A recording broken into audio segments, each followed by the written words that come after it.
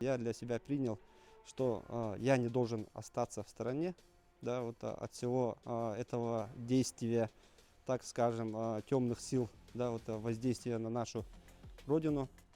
Принял себе решение стать на защиту, да, интересов Российской Федерации.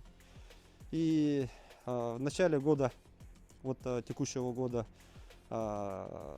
нашел контакты учебного центра добровольческого отряда «Ботур», который находится в городе Якутске. Вышел на них, прошел у них специальный курс военной тренировки в течение месяца и был направлен в составе 4-го отряда «Ботур» уже в саму зону проведения СВО. И сейчас воюю в составе 2-го добровольческого отряда «Барс», прикомандированы к определенной танковой дивизии. И, ну, так скажем, успешно воюем. Сейчас на данный момент занимаю должность заместителя командира отряда по военно-политической работе, по-простому замполит. Да. Начинал с обычного бойца, да, сам прошел передок, да, сам топтал вот украинскую грязь, да, вот, падали, поднимались. А можете вспомнить первые дни, когда вот вы заехали на СВО, вот с какими чувствами, с какими ощущениями вы попали? Нас привезли ночью, было темно, было холодно, было грязно, слякотно. Совсем бутером нас куда-то привезли, мы все разгрузили.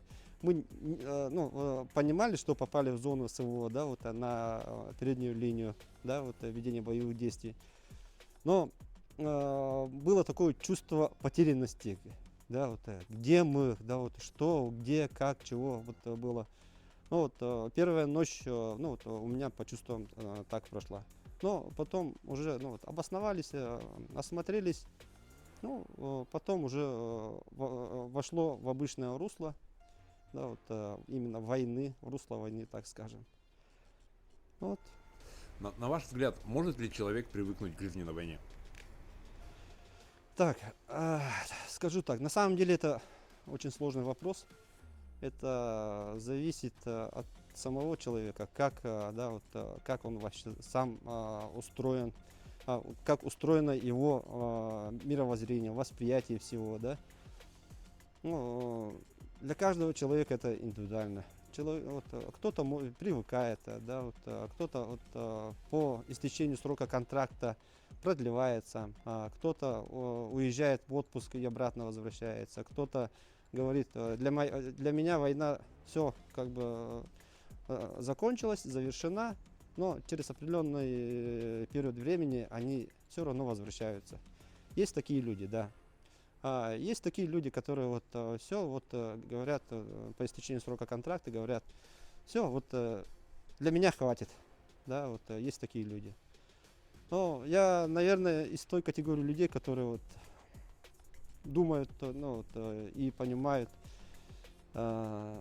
всю важность, да, его действий, которые, ну, человека, да, вот. Я пошел уже на второй срок. Съездил отдохнуть вот, в Москву, в отпуск съездил и с отпуска сразу сюда. Вот, я не могу сказать, что я привык к войне, да, вот, это все равно опасность, да, вот, чувство тревоги, вот, чувство опасности всегда присутствует, потому что ты не знаешь, когда вот будет прилет. Даже вот сейчас разговаривая с вами, да, вот, мы не знаем, придет ли сюда ракета, да, видит ли нас там этот военачальник вооруженных сил Украины, да, вот через определенные вот эти, да, вот перископы, камеры. Вот. А на войне вот чувство опасности должно быть у человека. И последний вопрос. Снятся ли вам здесь сны, и если да, то что? Сны снятся. У меня сны каждую ночь. Я каждый день сны вижу. По большей части сны про войну. Про войну. Про мирную жизнь практически Ну, я уже не помню, когда вот такие сны снились.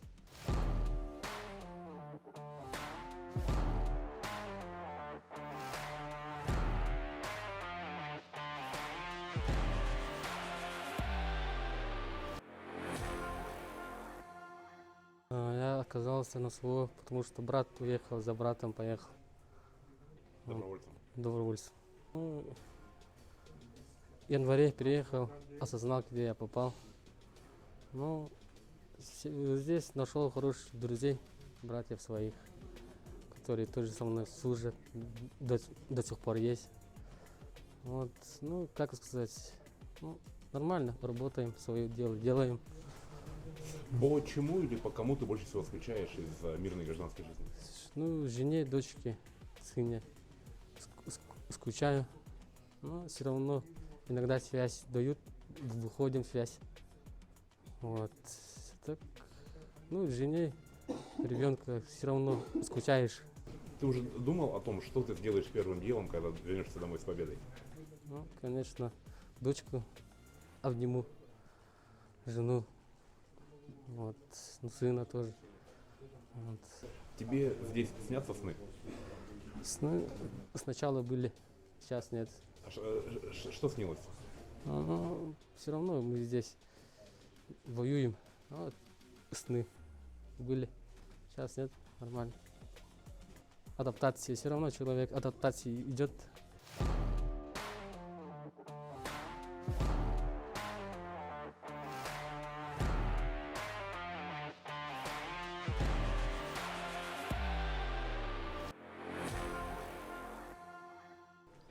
Ну, когда мобилизация случилась, всех моих друзей, братьев отправили на СВО. Вот, я добровольцем пошел. А были ли в твоем окружении люди, которые, когда ты сказал, что уходишь на СВО, которые спрашивали, зачем тебе это надо вообще, куда ты пошел, что ты им отвечал? Просто надо же было ехать. Я в прошлом году в ноябре еще приехал.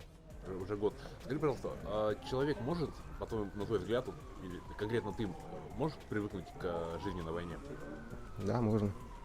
А в чем выражает вот то, что ты понял, что ты уже привык к этому?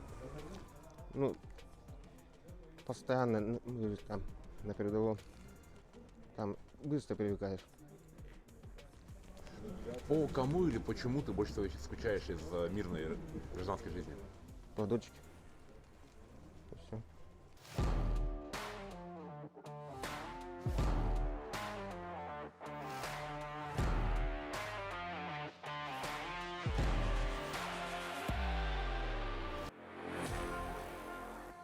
Недавно переехали в СВО добровольцем, но защищать Россию, Родину. А что подтолкнуло сделать такой выбор? Но мужской выбор, ничего не сами. Сам решал, сам это. Защищать Россию, Родину. Скажи, пожалуйста, как ты думаешь, человек может привыкнуть к войне, к жизни на войне? Ну да, привыкает потихонечку, но все равно опасна жизнь здесь, это самое. Вот. А так привыкаешь, да. Можешь вспомнить свой, может быть, первый или какой-нибудь самый такой вот бой? Да, помню, вот недавно было. Хотели наступать во вражеский, вот остановили на окопу. Вот так. По чему или по кому больше всего скучаешь из мирной гражданской жизни? Ну, как сказать, не знаю, пока ничего не могу говорить по этой. Да, жена, дети есть, женат, дочка есть, передаю привет. Мама, родственники, все. Якутские жители местные, всем передаю привет. Когда ты уезжал на СВО, были ли в твоем окружении люди, которые спрашивали, говорили, ну зачем тебе это? Да, было. Ну, ничего, просто взял и ушел, ничего, это самое, никого не спросил. Просто взял и ушел. Скажи, пожалуйста, а тебе здесь снятся сны? Ну да, бывает иногда, сыны, да. Что снится, война или мирная жизнь? Ну, в основном мирным, войнам тоже вот это самое все. Постоянно каждый день. Вот так.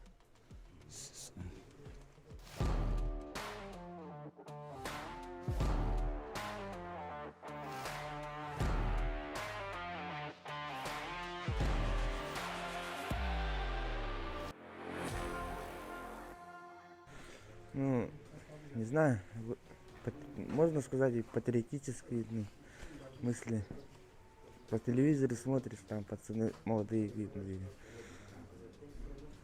И хотел себя проверить. Трудно тебе далось это решение? Долго ли ты думал, долго ли собирался? Ну, себе я не трудно было, но родным сказать было трудно. Маме, бабушке, сестре. Когда ты все-таки решился и объявил о том, что ты уходишь на СВО, были ли в твоем окружении люди, которые говорили, зачем тебе это, куда ты идешь? Что ты им отвечал? Были. Ну, кто меня моим поддерживал, то они понимали. Есть, и поддерживали, короче. Скажи, пожалуйста, как ты думаешь, может ли человек привыкнуть к войне, к жизни на войне? Сложно сказать. А так человек привыкает. Но вот по себе ты можешь сказать, что ты уже привык, или ты еще не привык, или ты никогда не привыкнешь? Можно сказать, чуть-чуть привык. А можешь вспомнить какой-нибудь, например, свой первый бой или какой-нибудь самый жесткий бой? Когда под обстрел танка попали, этот слишком что-то запомнился мне. Прямо прямой почти наводкой, можно сказать. Стрелял на нас танк. Расскажи, пожалуйста, что в твоем понимании, я знаю, что наверняка это есть, военное братство, воинское братство. Да, я здесь завел новых своих друзей, товарищей, можно сказать. Я уверен к ним уже, даже на гражданство, если пойду, я уверен, что они будут за мной поддерживать меня в любые трудные минуты. Новую семью, можно сказать.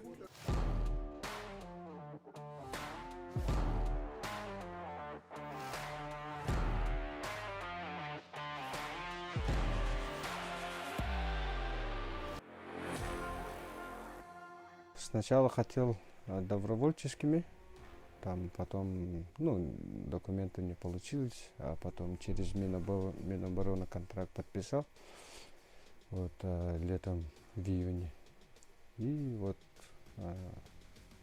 сюда привели. Когда ты сказал, что ты едешь на СВО, были люди, которые спрашивали, зачем, почему, что там забыл, что ты им отвечал? Вам честно? Не, просто, понимаешь, воспитание, идет. Отец, меня воспитал, то, что слабых не трогать, слабых защищать, люди уже давно, уже 10 лет почти воюют,